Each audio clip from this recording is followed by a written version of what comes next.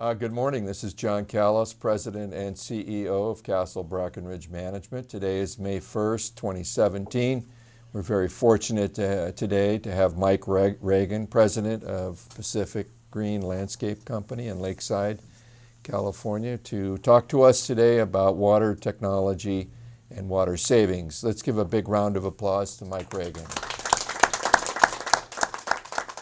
Mike, it's all yours. Thank you, John. Thank you, folks, for having me in today to talk to you a little bit about sustainable landscape and water technologies. You folks have probably heard these terms many times over the years, and you probably figured after this latest winter rains that you would never have to hear about it again. But it's really, to be honest with you, just as important as it's ever been and will continue to be important for many years. And I'm going to talk to you a little bit this morning about why it's going to continue to be important. A little summary here. The basic premise between sustainable landscaping is to do what's best for the environment and also what's cultivating and visually pleasing for your project. The ever-changing weather patterns and environmental conditions which have resulted in drought and fire and flooding throughout the state of California during the past several years has been very challenging for landscape professionals and landscape architects. Notably, water management has been at the forefront of this issue and has been a problem for the landscape industry as a whole. Also controlling hazards and pollutants is also the part of sustainable landscaping. The term sustainable landscaping is kind of a general thrown out term, and it has a number of factors to it. If you look it up a little bit online or in the dictionary, it's interesting. And everybody thinks it just has to do with water and plant material. But it actually has a number of far-reaching definitions. One of it is integrated pest management. It is basically controlling pests on your projects in a way that doesn't involve simply going out and blasting pesticides on your landscaping. It's using plant material that is not susceptible to pest and disease as much as others, and is using controls for pest and disease control that does not involve chemicals. So for instance, if you're able to have healthy plant material on your project, it doesn't get sick, doesn't require chemicals. That's integrated pest management. Energy efficient design. A lot of people don't think about this, but if you've ever had a south or west facing building on your project, you think in the winter months it's cold inside your unit. So if you're able to have trees that don't have any leaves on it, it allows sunlight into your unit. In the summer months, you want those trees to have leaves on it and provide shade for your unit. Those are some of the little ideas that can provide energy efficiencies and cuts down your air conditioning costs in the summer and your heating costs in the winter. Those are some of the energy efficient things that when you're doing design work on projects that help from that standpoint. Keeping water on your site, irrigation water and rainwater, is really critical for sustainable landscaping. So today you'll see on new construction and new design, permeable pavers, for instance, are being used a lot. So you'll see in some parking areas on new design projects, you'll see where pavers are being put in, and you'll notice they're very porous and there's no grout joints in them. That allows water to penetrate through. You'll see swales being put in a lot so that water can stay on the site and be used and soak into the soil on the site rather than run off. All those sort of things allow the water to be used by the landscape and by the plant material on site and not run off down the storm drain and into the ocean. Using recycled products in your landscaping. That's everything from using recycled mulch material in your planters, using bender board and other landscape timbers that come from recycled products, using recycled rubber products in your playground areas, and there's many other items that can be used for that are recycled.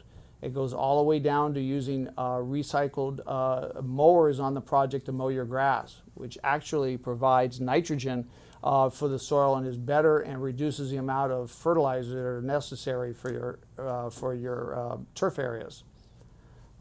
Soil management is also part of this. The more organic material you can put into your soils, the better the plant material grows, the less water is necessary, and the less fertilizers are necessary to have the plant materials grow. So if you're able to add organic materials during the course of the year or prior to planting and ongoing basis, that helps. Using organic fertilizers helps. Also adding mulch to your planter beds, that material breaks down and works itself into the soil material, soil profile, and adds organic material to your soils. Those are all part of the program that helps build the soils up and has organic materials in the soil over a long period of time. Those are all just a very quick recap of some of the stuff that will provide for you to have a sustainable landscape in a very general, broad sense.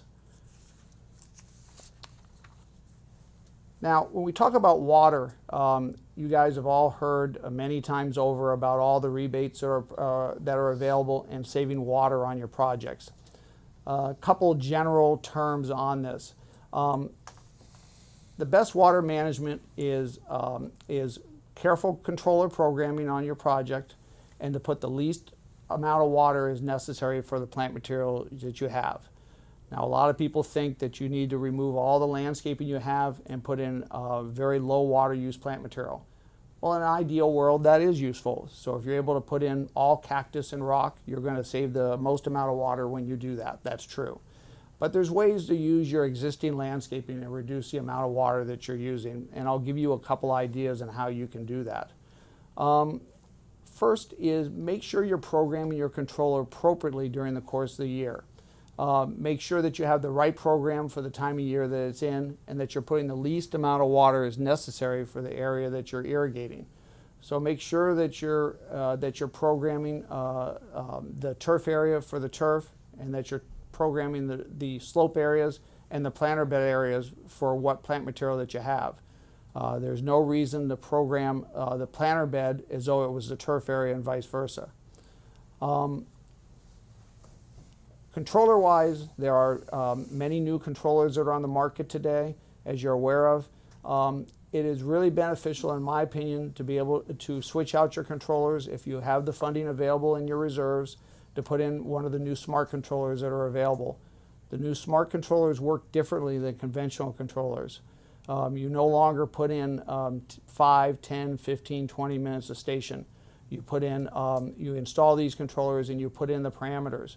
What type of sprinkler head, what type of plant material you're watering, what type of soil condition, is it a north, south, east, and west? Is there a slope?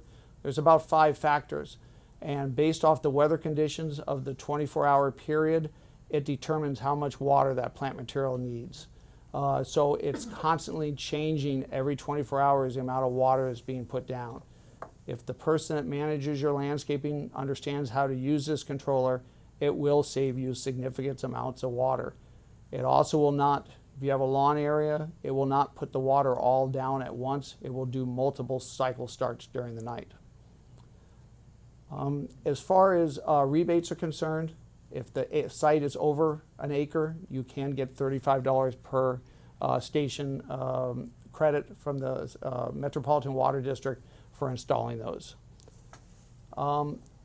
As far as in irrigation, the ultimate way of putting water down is to put water down at the lowest rate possible per minute. So any type of device that you can apply water at in a very low rate is the best, is the optimum situation for you. So any type of sprinkler device, drip device that puts it down at a very low volume is the best way of doing this. So drip is the optimum device because it puts down water at gallons per hour rather than gallons per minute. So we always make a recommendation when you have planter beds on a project, if you're able to convert to drip systems and run drip around the planter beds where you have shrubbery, and whether it be netafim or an actual drip line, they're putting water down at gallons per minute. You get almost zero runoff if done properly, and they will save you significant amounts of money. There's a couple side benefits to drip systems around the buildings. No overspray on your siding of your buildings, whether it be stucco or wood. It will save you time on lifespan of your buildings, and no runoff into your parking lots on your blacktop. In your turf areas and on your slopes where you do need to have overhead sprinklers, if you're able to use an MP rotator or equivalent, there is some rebate money available for those, and those put down water at a rate of about 0.4 gallons per minute compared to a standard spray head, which is anywhere from 1 gallon to 2 gallons per minute. Same premise, water at a very slow rate will soak in and not run off. Here again, the idea is that when you're able to put water down at a very slow rate over a longer period of time, the water soaks in and does not run off. The idea with sustainable landscaping as a whole is that you don't want to waste the water that you have. You want to use it and not have it running down the road. These are all things that are useful for saving your water costs. And when I originally started this discussion, the reason I wanted to emphasize that this is still a very critical conversation for us all is that even though we did have a very wet winter, the cost of your water has continued to increase. In the city of San Diego last year, the cost of water increased 17%. The cost of reclaimed water continued to increase also. So here in 2017 and forward, the cost of water will continue to increase. My guess is it's still number 2 or number 3 in most HOA budgets is the cost of irrigation water. So anything that we can do as a group to reduce water usage in the landscaping and still leave a beautiful landscape, I think is a wise investment for most homeowners associations. Mike, many of our properties get overwhelmed by the scope of the work and what appears to be the complexity of the work. What is the low-hanging fruit? Where are the easy places to start and build from in a smaller homeowners association? Well, I think the first thing that you want to do is you want to make sure your clock is programmed right, and you want to make sure everything that you have today is functioning properly. It doesn't do any good if you turn the sprinkler head, the current system on, and the wiper seals are all leaking so they're running down the street, or you turn one valve on and you have some of the heads are spray heads, and some are impacts, and some are rotors. They all use drastically different gallons per minute on the same valve. So what you do is you end up programming that station for the lowest volume. So you end up overwatering part of the station and underwatering other. So fix what you have there to run optimally.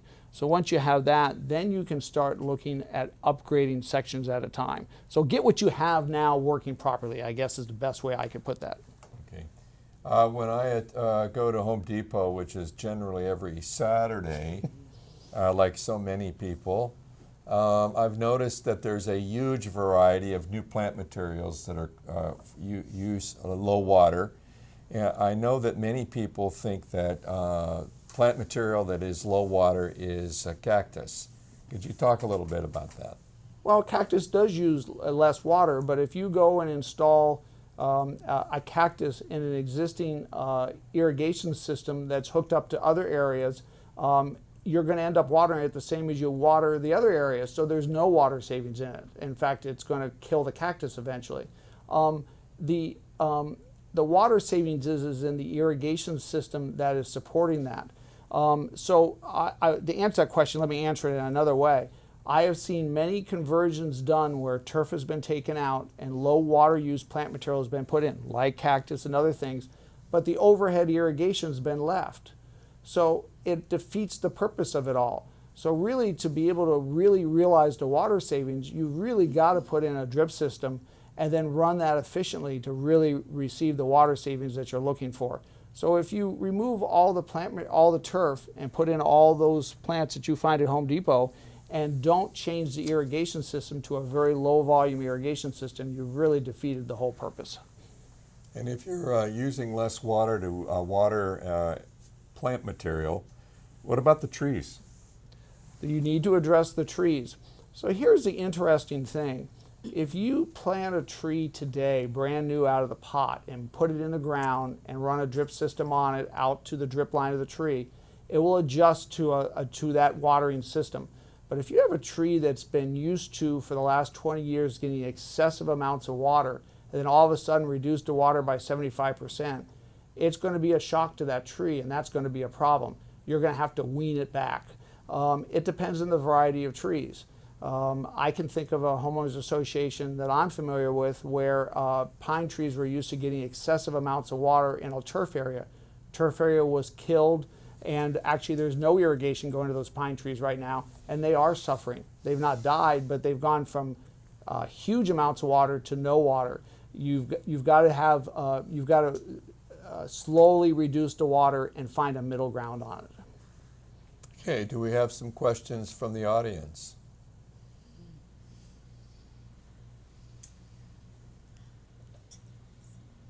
Susan? Thank you, John. We're in the process at one of my properties of converting to what you're saying, and we do have some pine trees that are suffering, but we didn't know what they were suffering from, whether it was from pests like borers, or whether it was from just the shock to the system of not getting enough water. So it's something for us to look at. Well, the pine trees in general in San Diego have been having a lot of problems during this drought period of time.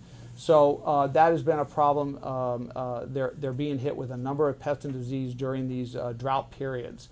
So unfortunately, one winter of rain is not going to reverse the trend on these. The oaks, the pines, many of the trees are having pest problems that we haven't seen in 25 years in San Diego. And that's generally speaking, the way I describe it is any type of, if you're healthy, if you're really taking care of yourself as a human being, you're eating right, you're exercising right, you're less susceptible to getting sick. Trees and shrubs are the same way. And so this drought has really caused a problem. So it's probably a combination of a little bit of everything. So when they're suffering from drought over a period of the last 5 to 10 years, they're more susceptible to having borers and mites and all that sort of stuff. And that's probably where the problem it's caused them to get in. Thank you. You bet. Other questions? What about bugs? What are the main pests and bugs we need to be on the watch out for in 2017, Mike? Well, we do have borers and so forth in the pines. A lot of the pines are suffering. A lot of the trees. There's also a borer on the oak trees that's causing a problem. We've seen a lot of the live oaks here in Southern California being hit. That's a real big problem. They'll turn overnight. We're continuing to see the Xylella disease hit a lot of. It has a large host community. You're probably seeing it most on the Escallonia shrubs where they just turn brown. You have to cut them out. There's a number of other hosts for that.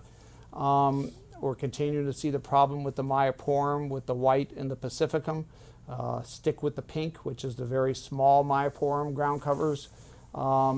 Those are probably some of the most serious ones that we're continuing to see. The oleander scorch is continuing to be a problem. I would stay away from the oleander. Ask your landscape professional when you're putting in plant material what to use. Stay away from the ones that are having problems. There's a lot of good plant material that are available out there, but stay away from ones that are having pest and disease problems because it'll just cause a problem down the road. You did mention mulching. Could you talk about the importance of mulching as a part of water savings? Absolutely. There's probably about 4 or 5 benefits to mulch. Mulch obviously keeps the soil cool that it covers. It adds organic material, so as it decomposes, it works into the soil, providing organic material. It does conserve water significantly, keeps the soil moist, reduces the amount of water you have to put down. On drip systems, it's critical. It covers the drip tubing and so forth. Drip tubing is never quite deep enough, so it keeps the ultraviolet rays off the drip tubing. Lastly, it looks nice. If it's done properly and is refreshed on a yearly basis or every year and a half or so, it just really leaves a nice crisp appearance to the plant material in the planters. And it also reduces weed growth. So there's probably about 4 or 5 really good benefits to mulch. On large projects today, we actually are blowing mulch. We have some companies that actually blow it in. We're able to do it very efficiently. For large-scale projects, I assume? That's correct. On large-scale projects, they blow it in almost, it looks like a concrete pump. Company comes in with a hose, and we can do it. It can be done very efficiently in very large volumes all at once. Is there such a thing as turf which uses little water but still looks nice? Well, if we're not talking about artificial turf, but actually artificial turf requires some water too. That's kind of a different subject. There are some varieties that use less. There is paspalum. There are some Bermudas that use less, and there is some varieties. I'm not quite up to date on those. There are some buffalo grasses and some other varieties that are being developed by some sod farms and some UC extensions that do use less water. I wouldn't want to lead you to think, though, that they look like a fine fescue lawn that you're used to today. They do look different. Is kikuyu the same as crabgrass? No. So kikuyu grass is a grass that's an invasive grass that is really kind of moves into everybody's turf. It's all over Southern California. It's a thick, matted grass, excuse me. It tends to get a thick mat to it. It needs to be kept cut low. Quite often we'll scalp it and renovate it and overseed it in the fall because it does go semi-dormant. Crabgrass is an annual grass that comes up. It's starting to come up now. It will grow in the warm season of the month and will turn completely brown in October. So it is an annual, it is a weed basically. Well, there's not basic about it, it is a weed. It is a weed. It is a weed. The only way really effectively to control crabgrass is with Preemergence, put it down at the end of February, sometime in March. Okay, thank you. Do you still recommend overseeding in the winter months on turf? In Bermuda and kikuyu, grass is more inland than not. It does take water to get the seed to come up, and you have to be aware of that. So you have to water heavily during a 60-day period, or excuse me, during a 2 to 3 week period of time to get the seed to come up. You do have a beautiful rye lawn during the winter months when you do that, but you do it does cost more for the water to do that. So it's a catch-22, and there's a cost to do the scalping and overseeding. The golf course community, which we kind of all look for agronomy lessons, they tend to be at the forefront of it. Most of the golf communities in California, excluding the desert communities, have stopped overseeding their fairways. They've switched and are now using something called a pigment, which is different than dye. And it actually goes into the blade of the grass a little bit, and it looks much more natural. And we've used that in some cases, and it looks pretty good. It looks much better than the dye, and you can use that material and spray it on. It has to be done repeatedly during the winter months, but for a straight Bermuda lawn, it's not too bad. How often should you aerate your soil? In turf areas, it varies from by project to project. So if you have a heavy traffic area or a project that gets a lot of traffic, got a lot of kids playing, a lot of tree roots or something like that, I would say at least a couple times a year. But if you just a standard lawn area, not much traffic, probably once a year would do the trick. But you know, I've seen areas that getting very, very heavy traffic where you would do it, you could be doing it 3 or 4 times a year. And do you suggest to clients that they put down topsoil dressing on turf in order to maintain the turf? Is that something that's standard in the industry? No, I wouldn't see any reason to do that unless there was, you know, you had a lot of indentations or you had a leveling problem that you wanted to level it out. I wouldn't see any reason for doing that. Okay. I've noticed at Home Depot that they have signs out suggesting that roses are drought tolerant. Is that true? Well, we use shrub roses a lot in the drought tolerant designs. You'll see them more and more being used. They're all in bloom right now. And they're shrub roses, they're not tea roses. Here again, if they're planted in a landscape design and on a drip system and stuff, they're not going to use significantly more water than the Mexican sage or the flax plant that you have planted you know, next to them. They're not going to use a huge amount more water than the plant next to it in a drip system. So yeah, I would, generally speaking, agree with that. I think you're okay with that. Now, if you're going to plant tea roses in a garden the size of this room, that probably they're probably going to take some more water. But here again, it's a whole program. You need to have some type of drip system on them. You need to have them mulched, a nice layer of mulch on them to keep the moisture in around them. I think you'd be just fine. I have not seen as much artificial turf put down in homeowners associations as I thought there might have been, especially during the drought. Is there a reason that people have not been going to more of that material? It's to get good looking artificial turf, it's extremely expensive. You're looking from, and I don't deal in this end, so my figures may be a little off, but probably somewhere between $10 to $15 a square foot to install it properly. There is an issue with animal smells on it.